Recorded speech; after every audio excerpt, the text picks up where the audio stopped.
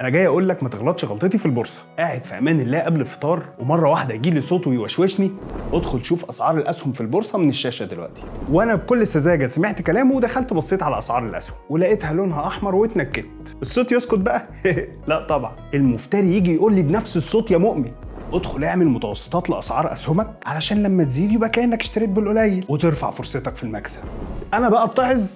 لا برضه. اروح زي المسطول واشتري اسهم من غير ما افكر انا جبت فلوس الاسهم دي منين، واجي اخر الشهر والاقي الميزانيه اتضربت. انا جاي اقول لك اول ما تسمع الصوت ده ولا كانك سمعت حاجه، اسمع مني، تجاهل تماما وخليك ماشي على الخطه اللي انت حطيتها لنفسك عند نقط الدعم والمقاومه بتاعتك. ده لو ليك في البورصه، ولو مالكش شوف شركه السمساره اللي تبعك وقول لهم عايز مدير حساب متخصص وهو هيشيل الشغل ده عنك. واستثمر انت نهار رمضان في اي نشاط مهم غير شاشه البورصه، لان القعده دي هتخليك تاخد قرارات غلط. واسال مجرب، لاني دلوقتي مش عارف اكمل شهر ازاي. ونصيحه اخيره، استثمر في البورصه بفلوس زياده عن حاجتك ومش محتاجها لفتره طويله. ابعت الفيديو ده لصاحبك اللي ما بيسيبش شاشه البورصه من ايده.